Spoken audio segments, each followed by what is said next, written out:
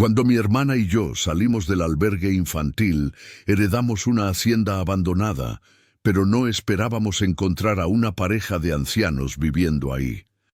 Mi nombre es Carmen. Tengo 25 años y mi hermana Sofía tiene 21. Crecimos en una institución del gobierno en Guadalajara, Jalisco. Nunca conocimos a nuestros padres. Nunca tuvimos un lugar al que realmente pudiéramos llamar hogar. El albergue fue todo lo que conocimos durante la mayor parte de nuestras vidas. Un edificio frío con paredes de concreto gris y reglas que parecían diseñadas para quebrar tu espíritu en lugar de construirlo. Sofía y yo nos aferramos la una a la otra a través de todo. Éramos la única familia que teníamos en un mundo que parecía decidido a recordarnos que estábamos solas. Cuando cumplí 20, conseguí un departamento pequeño y trabajé en 3 turnos para que Sofía pudiera visitarme los fines de semana, dándole algo que esperar con ansias, un vistazo de lo que podría ser la vida fuera de esas paredes. Soñábamos con el día en que ella también cumpliera 18, cuando finalmente pudiéramos comenzar nuestras vidas juntas, lejos del sistema que había definido toda nuestra existencia. Ese día llegó un jueves de abril, una mañana gris que se sentía como cualquier otra mañana hasta que la trabajadora social, la señora Rodríguez, nos llamó a su oficina con una expresión que nunca había visto en su rostro antes. Se veía casi incómoda, como si estuviera a punto de entregar noticias que ella misma no sabía muy bien cómo procesar. Sofía se sentó a mi lado, su pierna rebotando nerviosamente como siempre lo hacía cuando estaba ansiosa, y extendí la mano para calmarla con mi mano, un gesto que habíamos compartido 1000 veces antes. La señora Rodríguez se aclaró la garganta, barajó algunos papeles en su escritorio y luego nos miró con algo que podría haber sido compasión o podría haber sido confusión. No podía distinguir cuál. Nos dijo que nuestra abuela, una mujer llamada Elena Flores, a quien nunca habíamos conocido, de quien nunca habíamos oído hablar, había fallecido 8 meses antes, y en su testamento nos había dejado su propiedad, una hacienda a unas 4 horas de Morelia, Michoacán, en lo profundo del campo, donde los pueblos eran pequeños y todos conocían los asuntos de todos los demás. Nos quedamos sentadas en silencio atónito, tratando de procesar lo que estaba diciendo. Una abuela que nunca supimos que existía nos había dejado una hacienda, un pedazo real de tierra, un lugar que podría ser nuestro. Sofía me miró con los ojos muy abiertos y vi la misma mezcla de esperanza e incredulidad que sentía agitándose en mi propio pecho. La señora Rodríguez explicó que la herencia había estado en trámites legales, por eso había tardado tanto en llegar la información a nosotras, y que ahora éramos las propietarias legales de aproximadamente 50 hectáreas de tierra agrícola, una casa, un granero y todo lo demás que estuviera en la propiedad. Nos entregó una carpeta con documentos, papeles legales que no significaban nada para mí a primera vista, y un juego de llaves que se sentían imposiblemente pesadas en mi palma. La dirección estaba escrita en una pequeña tarjeta metida en la carpeta como una ocurrencia tardía. Un lugar llamado San Miguel del Monte, población 943, según el último censo. Salimos de la oficina de la señora Rodríguez en estado de shock. Caminamos hacia el aire primaveral que de repente se sentía diferente, cargado de posibilidad. Por primera vez en nuestras vidas teníamos un lugar a donde ir que era verdaderamente nuestro. No prestado, no temporal, no dependiente de la bondad o indiferencia de extraños. Sofía no podía dejar de hablar de ello, sus palabras tropezando unas con otras en su emoción. Imaginaba cómo se vería la hacienda, si habría animales, si realmente podríamos aprender a trabajar la tierra y hacer algo de ella. Yo traté de templar su entusiasmo con preocupaciones prácticas. preguntándome sobre la condición de la propiedad, si sería habitable, si tendríamos suficiente dinero para mantenerla. Pero su alegría era contagiosa, y me encontré sonriendo a pesar de mis preocupaciones. Pasamos esa tarde en mi diminuto departamento, estudiando los documentos, tratando de entender qué habíamos heredado, qué había dejado esta misteriosa abuela para nietas que nunca había conocido. El siguiente fin de semana empacamos todo lo que poseíamos en mi viejo Tsuru, que no era mucho, solo ropa, algunos libros, algunas fotografías de nuestro tiempo en el albergue que guardábamos más por hábito que por sentimentalismo, y la carpeta con los papeles de nuestra herencia. El viaje a San Miguel del Monte nos llevó por carreteras sinuosas que cortaban densos bosques de pinos y encinos, pasando pequeños pueblos que parecían congelados en el tiempo, con calles principales que lucían como algo salido de una fotografía vieja. El GPS en mi teléfono seguía perdiendo señal y tuvimos que confiar en el mapa de papel que la señora Rodríguez nos había dado, lo que añadía a la sensación de aventura, como si fuéramos exploradoras adentrándose en territorio desconocido. Sofía tenía su ventana bajada a pesar del aire fresco, dejando que el viento atravesara su cabello, y podía ver la tensión que había vivido en sus hombros durante años comenzando a aliviarse. Cuando finalmente giramos hacia el camino de tierra que conducía a la propiedad, mi corazón comenzó a acelerarse. El camino era estrecho, bordeado en ambos lados por arbustos de bugambilia silvestre y pastos altos que se mecían con la brisa. Condujimos por lo que parecieron kilómetros, aunque probablemente fue solo uno, hasta que los árboles se abrieron y lo vimos: la hacienda. La casa era una estructura de 2 pisos con pintura amarilla desvanecida y un portal que se hundía ligeramente en una esquina. El granero, pintado de verde una vez, pero ahora desgastado a un color musgo apagado, se encontraba a unos 60 metros de la casa, sus puertas colgando ligeramente entreabiertas. Los campos se extendían más allá de los edificios, salvajes y desatendidos, salpicados de parches de flores silvestres que habían reclamado la tierra en ausencia de cultivo. Era hermoso de una manera olvidada, como una pintura dejada en un ático y descubierta décadas después.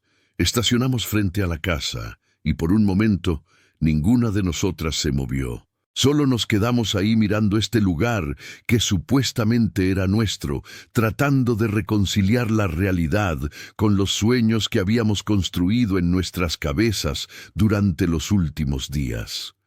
Sofía fue la primera en salir, prácticamente saltando del auto con una energía que no había visto en ella desde que era niña. La seguí más lentamente, asimilando cada detalle: las ventanas agrietadas en el segundo piso, la chimenea que se inclinaba ligeramente hacia la izquierda, los escalones de madera que conducían al portal que definitivamente necesitarían ser reemplazados. El aire olía diferente aquí, limpio y terroso, con toques de pino y algo floral que no podía identificar. También estaba tranquilo, el tipo de tranquilidad que solo existe lejos de las ciudades, donde los únicos sonidos son el viento y los pájaros, y el ocasional crujido de algún animal moviéndose entre la maleza. Sofía ya estaba en el portal, probando la puerta principal con la llave que la señora Rodríguez nos había dado. Se atascó al principio, la cerradura probablemente oxidada por el desuso, pero con algo de esfuerzo hizo clic y se abrió. Y la puerta se abrió hacia adentro con un gemido que resonó a través de la casa vacía. Entramos juntas, y el olor nos golpeó inmediatamente. No desagradable exactamente, pero el olor distintivo de un lugar que había estado cerrado durante demasiado tiempo, mohoso y quieto. El interior estaba oscuro, motas de polvo bailando en los pocos rayos de luz solar que lograban penetrar las ventanas sucias. Los muebles eran viejos pero sólidos, un sofá cubierto con un patrón floral que probablemente se veía moderno en los 80, una mesa de centro de madera marcada con anillos de agua, un librero forrado con libros de bolsillo descoloridos y de pasta dura cuyos títulos no podía leer en la luz tenue. Exploramos la planta baja primero, moviéndonos de habitación en habitación como arqueólogas, descubriendo una civilización perdida. La cocina tenía una estufa vieja de gas, un fregadero profundo de porcelana y gabinetes que todavía contenían platos y vasos, como si alguien acabara de salir y volvería en cualquier momento a usarlos. El comedor tenía una mesa larga que podía sentar a 10, aunque solo quedaban 3 sillas, las otras presumiblemente rotas o movidas a otro lugar. Había una pequeña oficina o estudio con un escritorio cubierto de papeles y una máquina de escribir que parecía pertenecer a un museo. Todo estaba cubierto con una fina capa de polvo y había telarañas en las esquinas, pero debajo del descuido podía ver que esto había sido un hogar real una vez, un lugar donde las personas habían vivido y amado y construido una vida juntas. Sofía encontró las escaleras y estaba a medio camino arriba antes de que pudiera decirle que tuviera cuidado, que no sabíamos si eran seguras. Crujieron ominosamente bajo su peso, pero resistieron y la seguí hasta el segundo piso. Había 4 dormitorios, cada uno con muebles simples, camas con colchones desnudos, cómodas con cajones que se atascaban cuando tratábamos de abrirlos. El dormitorio principal tenía una ventana que daba a los campos, y parada ahí podía imaginar cómo debió haber sido despertar con esa vista cada mañana, ver el sol salir sobre tierra que te pertenecía. Uno de los dormitorios más pequeños tenía papel tapiz con pequeñas rosas rojas, despegándose en las costuras, pero aún encantador a su manera, y de inmediato pensé que sería perfecto para Sofía, aunque no lo dije en voz alta todavía. Estábamos a punto de volver a bajar cuando lo escuchamos. Un sonido que no pertenecía, que no debería estar ahí. Voces, tenues pero distintas, viniendo de algún lugar debajo de nosotras. Sofía y yo nos congelamos, nuestros ojos encontrándose en alarma mutua. No estábamos solas, alguien más estaba en la casa. Mi primer pensamiento fue invasores, personas que se habían mudado a la propiedad abandonada y no estarían contentas de que las propietarias legítimas aparecieran para reclamarla. Sofía agarró mi brazo y podía sentirla temblando ligeramente, o tal vez era yo. Nos arrastramos de vuelta a las escaleras, moviéndonos tan silenciosamente como pudimos, tratando de escuchar de dónde venían las voces. Parecían estar haciéndose más fuertes, o tal vez solo nos estábamos acercando más. Y mientras descendíamos las escaleras, me di cuenta de que el sonido venía de debajo de la planta baja, de algún lugar que no había notado antes. En la parte trasera de la cocina, parcialmente escondida detrás de una puerta de despensa que habíamos abierto pero no explorado completamente, había otra puerta, esta pesada y de madera, con un pestillo antiguo. Estaba ligeramente entreabierta, y a través del espacio podía ver luz cálida y amarilla como la luz de velas o lámparas de aceite, y las voces venían de allá abajo. De lo que ahora me daba cuenta, debía ser un sótano. Mi corazón latía tan fuerte que podía oírlo en mis oídos, y Sofía estaba apretando mi mano tan fuerte que dolía, pero empujé la puerta más abierta, revelando un conjunto de escaleras que descendían hacia la tierra. Las voces se detuvieron inmediatamente, como si quienquiera que estuviera allá abajo hubiera escuchado la puerta abrirse, y durante varios segundos hubo silencio absoluto, el tipo que hace que tu piel se erice con conciencia. Entonces una voz llamó desde abajo, anciana y temblorosa, pero no hostil, preguntando quién estaba ahí, preguntando si finalmente había venido alguien. Era la voz de un hombre, y había algo en ella que sonaba casi aliviado en lugar de asustado o defensivo. Sofía y yo intercambiamos miradas, y tomé una decisión, probablemente no la más inteligente, pero la curiosidad y una extraña sensación de que necesitábamos saber qué estaba pasando en nuestra propia casa superaron mi precaución. Llamé hacia abajo, identificándome, diciendo que éramos las nuevas propietarias, las nietas de Elena Flores, y preguntando quiénes eran y qué estaban haciendo en nuestro sótano.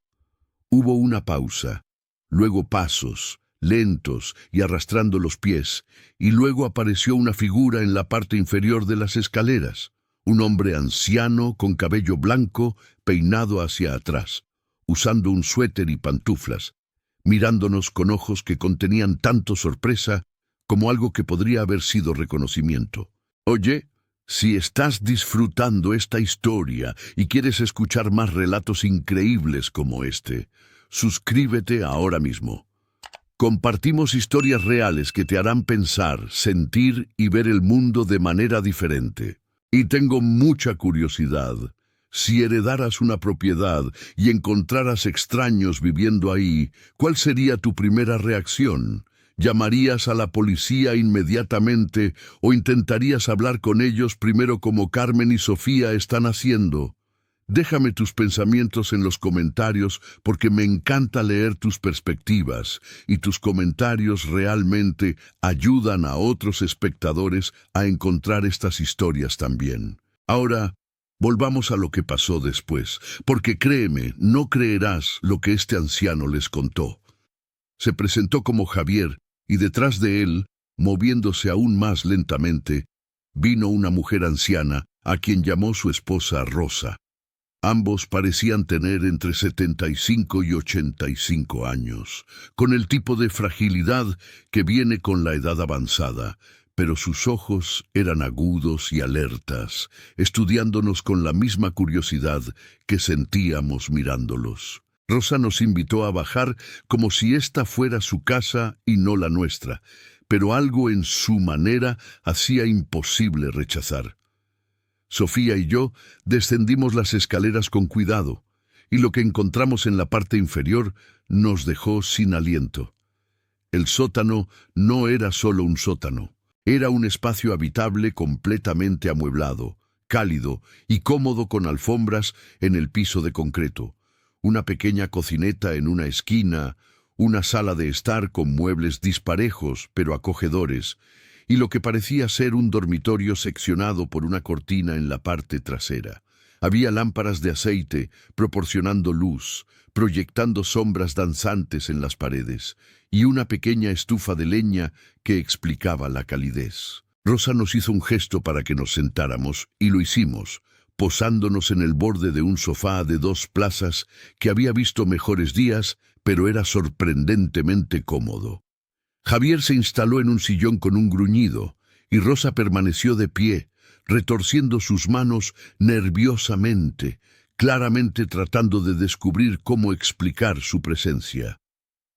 Hice la pregunta obvia lo más amablemente que pude, queriendo entender antes de tomar cualquier decisión sobre qué hacer a continuación. Rosa tomó una respiración profunda y comenzó a contarnos una historia que parecía imposible.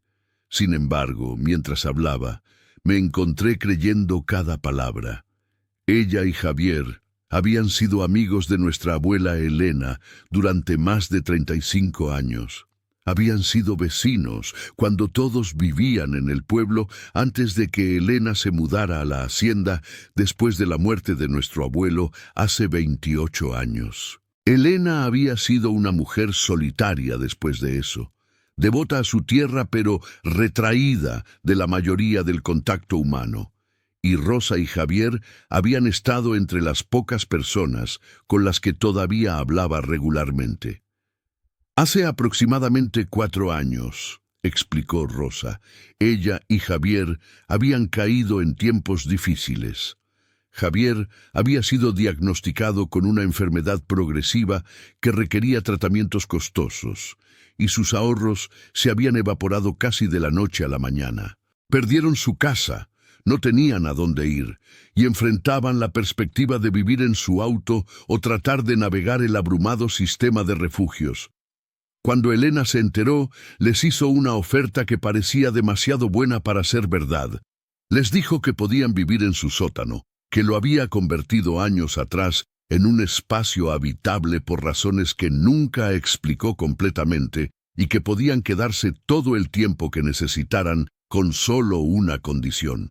Debían permanecer en el sótano, nunca subir a la casa principal sin su permiso explícito y mantener su presencia en secreto de todos en el pueblo. Era un arreglo extraño, ciertamente, pero estaban desesperados, y Elena les aseguró que no se trataba de vergüenza u ocultamiento, sino de su propia necesidad de privacidad y soledad en sus últimos años. Habían estado viviendo allí desde entonces, 4 años de existencia tranquila, bajo una casa donde una anciana solitaria llevaba a cabo sus rutinas diarias sobre sus cabezas. Elena les traía comida, suministros, cualquier cosa que necesitaran, y a cambio, ellos respetaban sus límites, quedándose en su hogar subterráneo, aventurándose solo de noche para tomar aire fresco cuando Elena estaba dormida. La condición de Javier se había estabilizado con la medicación adecuada, que Elena de alguna manera había logrado ayudarles a obtener, y habían caído en una rutina que, aunque poco convencional, les había dado estabilidad y seguridad cuando no tenían ninguna. Luego, hace 8 meses, Elena había muerto. La voz de Rosa se quebró cuando habló de encontrarla. ¿Cómo había subido una mañana, cuando Elena no bajó a su hora habitual, y la descubrió en su cama, luciendo pacífica, como si simplemente hubiera decidido no despertar? Ella y Javier habían estado aterrorizados, sin saber qué hacer, si reportarlo o quedarse escondidos, si serían arrestados por invasión o acusados de algo peor. Finalmente habían llamado a las autoridades de manera anónima, dijo Rosa, reportando que habían notado que la propiedad parecía abandonada y estaban preocupados por la dueña. La policía había venido, encontró a Elena y manejó todo desde allí, nunca sabiendo que 2 personas estaban escondidas en el sótano abajo, escuchando todo, aterrorizadas de ser descubiertas. Después del funeral, al que no pudieron asistir sin revelarse, esperaban que la propiedad fuera vendida, esperaban que nuevos dueños aparecieran cualquier día y los encontraran. Pero las semanas se convirtieron en meses y nadie vino, así que se quedaron sin tener otro lugar a donde ir, sobreviviendo con los suministros que Elena había acumulado y los pequeños cheques de pensión que Javier recibía, que tenían entregados en un apartado postal en el pueblo. Habían estado viviendo en un estado de animación suspendida, esperando el inevitable día en que su hogar secreto les sería arrebatado. Y ahora aquí estábamos, Sofía y yo, las nietas que Elena nunca había mencionado, nunca había contactado, nunca había reconocido, y sin embargo nos había dejado todo. Podía ver el miedo en los ojos de Rosa mientras terminaba su historia, la incertidumbre sobre lo que haríamos con esta información. Sofía estaba inusualmente callada a mi lado, procesando todo, y me di cuenta de que el peso de esta decisión estaba cayendo sobre mí, la hermana mayor, la que siempre había tenido que ser la responsable. Parte de mí quería estar enojada con Elena por crear esta situación, por dejarnos no solo una propiedad, sino un dilema moral, 2 personas ancianas cuyas vidas estaban en nuestras manos. Pero otra parte de mí, la parte que recordaba cómo se sentía no tener a dónde ir, estar a merced de sistemas y extraños, entendía exactamente por qué Elena había hecho lo que hizo y por qué Rosa y Javier habían aceptado su oferta. Miré a Sofía y pude ver en sus ojos que estaba pensando lo mismo que yo. Habíamos pasado toda nuestra vida en un lugar donde nadie nos quería, donde éramos movidas de un lado a otro como problemas inconvenientes que debían ser manejados. Ahora teníamos el poder de hacer que alguien más se sintiera de esa manera, o podíamos elegir diferente. Le pregunté a Rosa y Javier sobre su situación ahora, si tenían familia, otras opciones, algún otro lugar a donde pudieran ir. Javier habló por primera vez, su voz áspera con la edad y la emoción, diciendo que tenían un hijo en Monterrey que les había ofrecido una habitación, pero significaría dejar Michoacán, dejar todo lo familiar y convertirse en una carga para un hijo que ya tenía sus propias dificultades. Habían estado ahorrando lo poco que podían, esperando encontrar un departamento asequible eventualmente. Pero la realidad de los costos de vivienda con un ingreso fijo hacía que ese sueño pareciera cada vez más imposible. Los cuatro nos sentamos en ese sótano durante mucho tiempo. El silencio roto solo por el crepitar de la estufa de leña y el ocasional crujido de la casa asentándose arriba de nosotros. Pensé en todas las casas hogar en las que Sofía y yo habíamos estado, todos los lugares temporales que nunca se sintieron como hogar, todas las veces que habíamos deseado que solo una persona nos viera como algo más que un problema u obligación.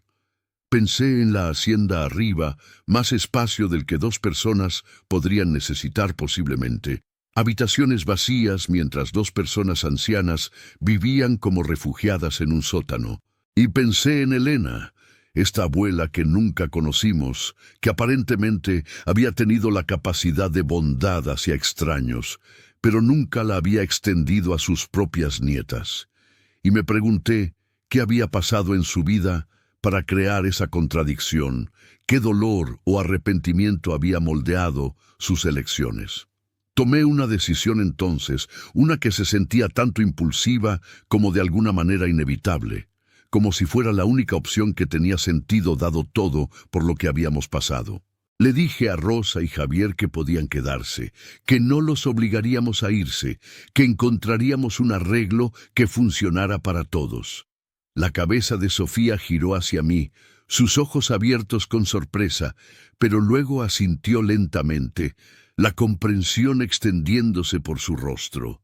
La mano de Rosa voló a su boca y las lágrimas comenzaron a correr por sus mejillas desgastadas. Javier intentó ponerse de pie para agradecernos adecuadamente, pero sus piernas estaban temblorosas y se hundió de nuevo en su silla, sus propios ojos brillando con humedad.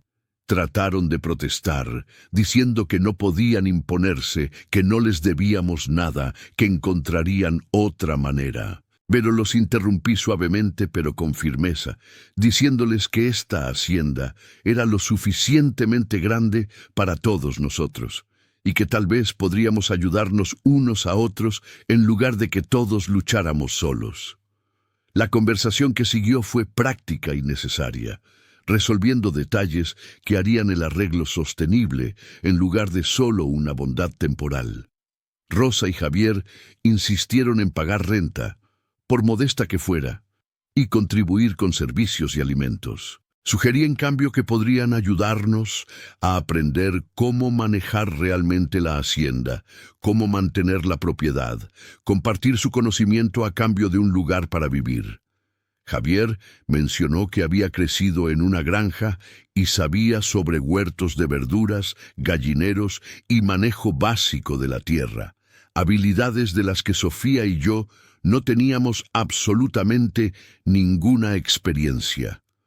Rosa ofreció ayudar con la cocina y el manejo del hogar, cosas que había estado haciendo toda su vida y podía enseñarnos. Se sentía menos como una relación de arrendador e inquilino y más como una familia inesperada, formándose a partir de la necesidad mutua y las circunstancias.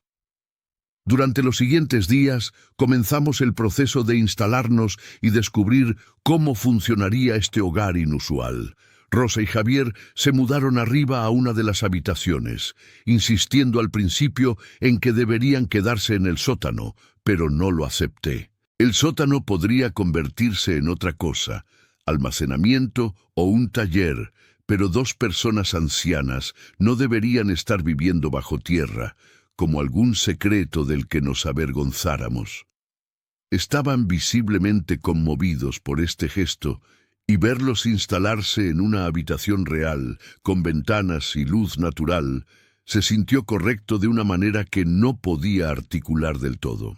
Sofía tomó la habitación con el papel tapiz de rosas rojas, que afirmó odiar, pero la atrapé sonriendo más de una vez, y yo tomé el dormitorio principal con la vista de los campos, un espacio tan grande que me sentí perdida en él al principio. La casa necesitaba trabajo, eso quedó claro de inmediato, pero tenía buenos huesos, como dijo Javier.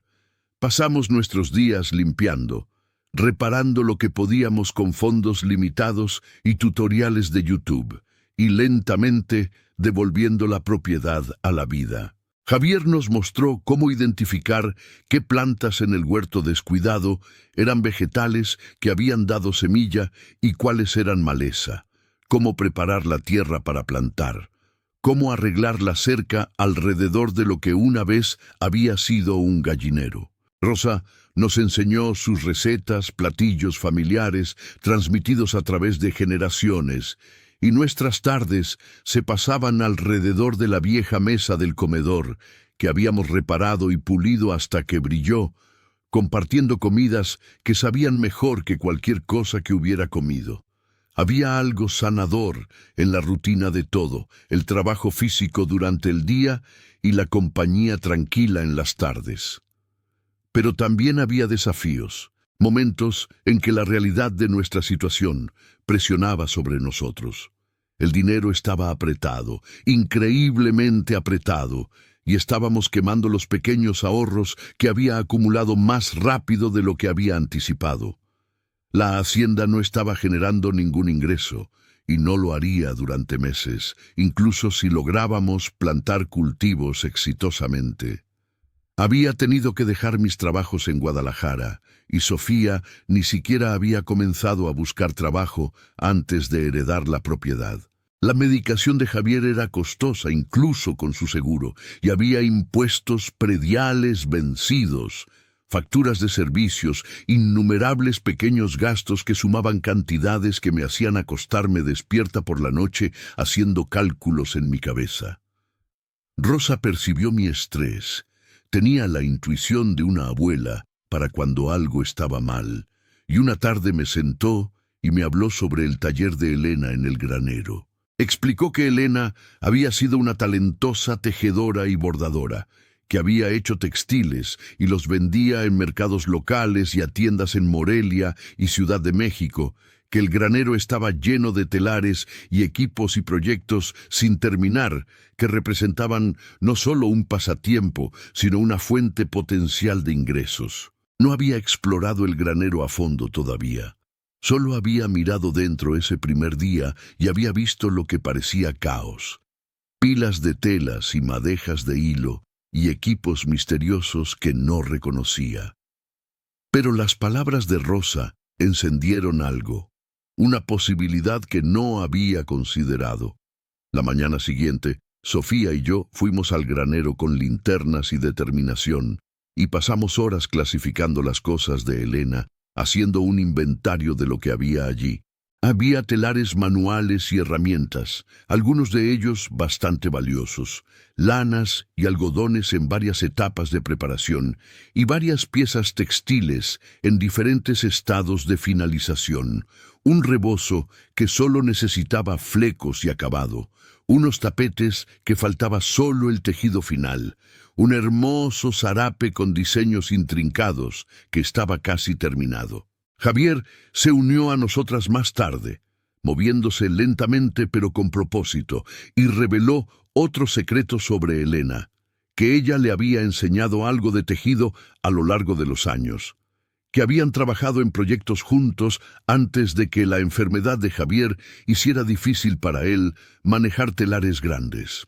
Pensó que todavía podía hacer trabajo de acabado, bordar detalles y ensamblar piezas, y ciertamente podía enseñarnos a Sofía y a mí los conceptos básicos si estábamos dispuestas a aprender. Se sentía como descubrir un tesoro, no solo los artículos físicos en el granero, sino el conocimiento que Javier estaba ofreciendo, una manera de honrar el legado de Elena mientras también creábamos algo para nosotras mismas. Hicimos un plan, ambicioso tal vez, pero necesario. terminar las piezas que Elena había comenzado, venderlas y usar ese dinero para comprar materiales para nuevos proyectos, construir lentamente un negocio que pudiera sostenernos mientras hacíamos la hacienda misma productiva. El trabajo era más difícil de lo que había imaginado. Mis manos desarrollando ampollas y callos que nunca había tenido de mis trabajos de servicio en la ciudad. Mis músculos doliendo por el trabajo que comprometía todo mi cuerpo en lugar de solo estar de pie o caminar. Pero había satisfacción en ello también, en ver una pieza textil tomar forma, en aprender a leer los patrones y entender cómo los hilos se entrelazaban, en crear algo tangible y útil con mis propias manos. Sofía lo captó más naturalmente que yo, su cuerpo más joven adaptándose más rápidamente y su ojo artístico, que nunca supe que tenía, emergió mientras sugería modificaciones de diseño y mejoras estéticas que Javier elogió con entusiasmo.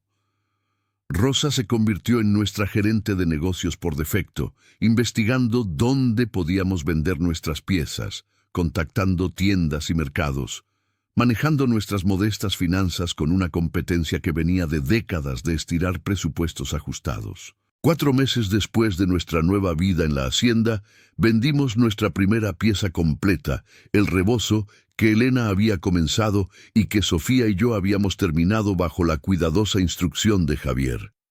Una tienda de artesanías en Morelia lo compró por 4,200 pesos, lo que se sintió como una fortuna para nosotras, validación de que realmente podíamos hacer que esto funcionara. Rosa lloró cuando se lo dijimos, no lágrimas tristes, sino del tipo que viene del alivio y la esperanza. Emociones que todas estábamos sintiendo, pero no siempre sabíamos cómo expresar. Celebramos esa noche con una cena especial. Rosa haciendo su famoso mole que había estado guardando para una ocasión que valiera la pena marcar. Y las 4 nos sentamos alrededor de nuestra mesa. Esta familia improbable que se había formado de las circunstancias y la elección, y por primera vez, desde que dejé el albergue, sentí algo que apenas reconocía como satisfacción. Pero la vida, como había aprendido una y otra vez, tiene una manera de probarte justo cuando comienzas a sentirte segura. Una mañana a finales de julio, un auto subió por el largo camino de grava y un hombre salió de aspecto profesional de una manera que inmediatamente me puso nerviosa. Se presentó como Roberto Mendoza, un abogado de Morelia, y preguntó si podía hablar con nosotras sobre la propiedad. Mi estómago se cayó inmediatamente, pensando que alguien estaba desafiando la herencia, que estábamos a punto de perder todo justo cuando habíamos comenzado a construir algo. Pero las noticias de Roberto eran diferentes, complicadas de una manera que no había anticipado. Explicó que había sido el abogado de Elena, que había manejado su testamento y herencia, y que había algo que necesitaba decirnos ahora, que realmente habíamos tomado posesión de la propiedad. Elena había dejado una carta, dijo Roberto, para ser entregada solo después de que hubiéramos vivido en la hacienda durante al menos 100 días, solo si realmente nos habíamos quedado, en lugar de venderla inmediatamente. Me entregó un sobre amarillento con la edad, mi nombre y el de Sofía, escritos en el frente con escritura temblorosa. Roberto se excusó, diciendo que esperaría en su auto para darnos privacidad, y las 4, Rosa, Javier, Sofía y yo, nos quedamos en el portal, pasando esta carta entre nosotras como si pudiera explotar si la abríamos mal. Finalmente, con manos temblorosas, la abrí y comencé a leer en voz alta, las palabras de Elena alcanzándonos desde más allá de la tumba, explicando cosas que nunca pensamos cuestionar. La carta comenzó con una disculpa. Elena, reconociendo que nunca había sido parte de nuestras vidas, que nos había fallado de la manera más fundamental en que una abuela podía fallar. Explicó que nuestra madre, su hija Patricia, había dejado la casa a los 19 después de una pelea terrible, que ella había sido demasiado orgullosa y demasiado terca para acercarse, para disculparse, para tender el puente que se había formado entre ellas. Había aprendido años después que Patricia había tenido hijos. Había intentado contactarla entonces, pero Patricia había rechazado sus llamadas, sus cartas. No quería tener nada que ver con ella después de que esencialmente la había repudiado por elecciones con las que no estaba de acuerdo. Para cuando Elena se había ablandado lo suficiente como para intentar más, para superar la resistencia de Patricia, ella se había ido, muerta en un accidente cuando Sofía era solo un bebé y yo tenía 5 años.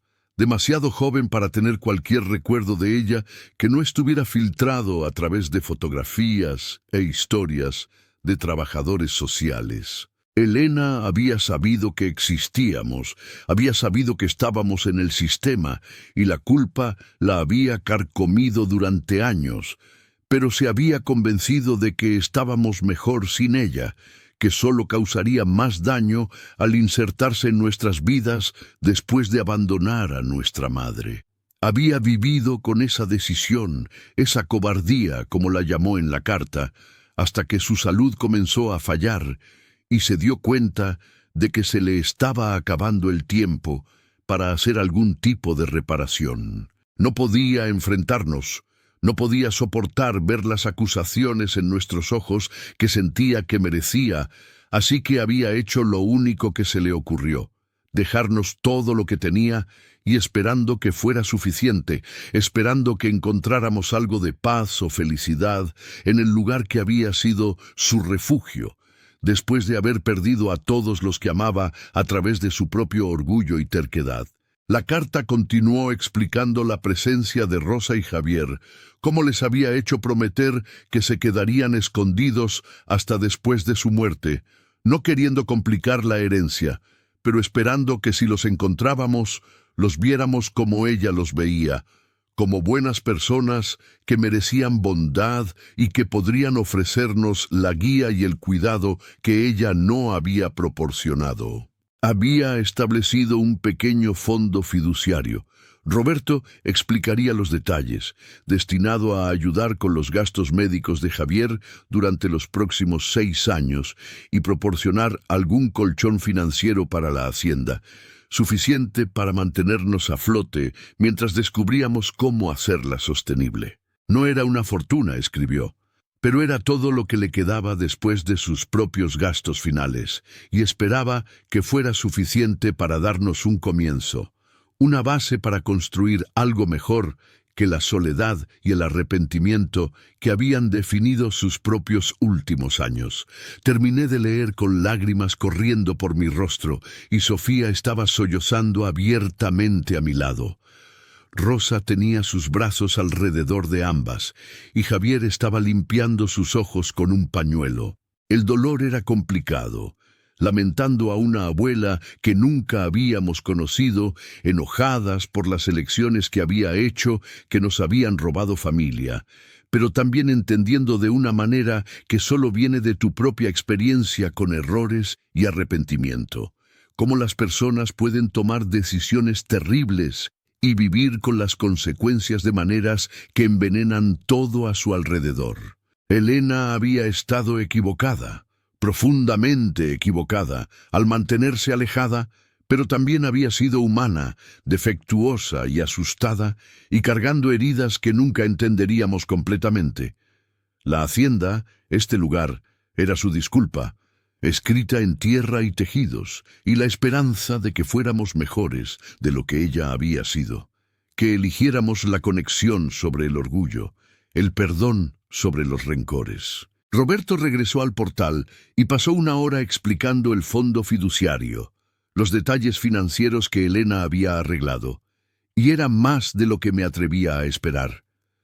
Suficiente para cubrir las medicaciones de Javier durante años, suficiente para pagar impuestos prediales y comprar materiales para el negocio textil, suficiente para plantar cultivos apropiados la próxima primavera y tal vez incluso conseguir algunas gallinas y reparar el gallinero. No nos haría ricas, pero nos daría espacio para respirar, tiempo para construir algo sostenible sin el terror constante de colapso financiero inmediato.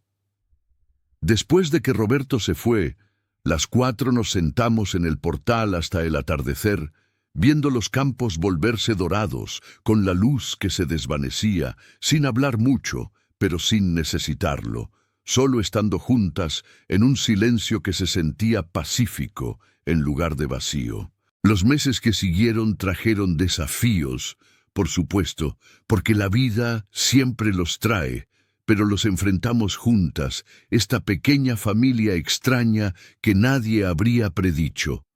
Sofía se inscribió en la universidad comunitaria, estudiando administración de negocios y agricultura sustentable, determinada a aprender cómo hacer la hacienda verdaderamente productiva. Desarrollé una habilidad real para el tejido, descubriendo que tenía buenas manos para trabajo detallado y un ojo emergente para el diseño.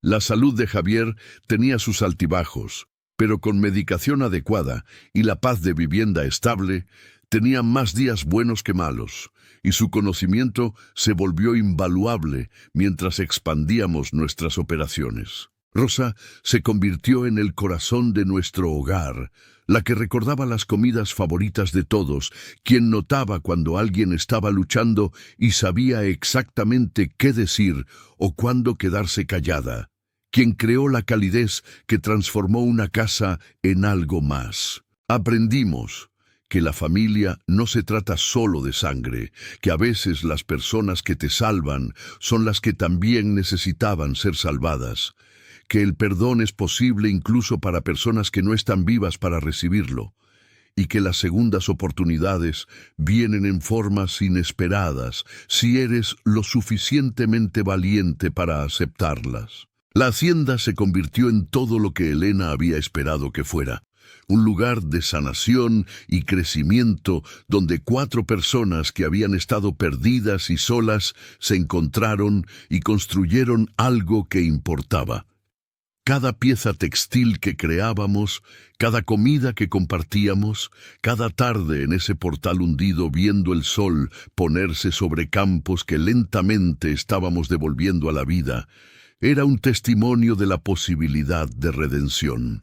No solo para Elena, cuyas elecciones nos habían unido a todas, sino para cada una de nosotras que habíamos recibido una razón para creer que el hogar no es solo un lugar en el que naces, sino algo que puedes construir con intención y amor, y el valor de dejar entrar a las personas, incluso cuando has sido lastimada. Antes de irme, muchas gracias por tomarte el tiempo de escuchar esta historia. Si te tocó el corazón de alguna manera, te invito a que te suscribas a nuestro canal. Aquí compartimos historias reales, de personas reales, relatos de resiliencia, bendiciones inesperadas y la hermosa complejidad de la conexión humana. Tu suscripción nos ayuda a llegar a más personas que podrían necesitar escuchar estas historias, que podrían estar pasando por sus propias luchas y necesitan un recordatorio de que las cosas pueden mejorar de maneras que nunca esperaste.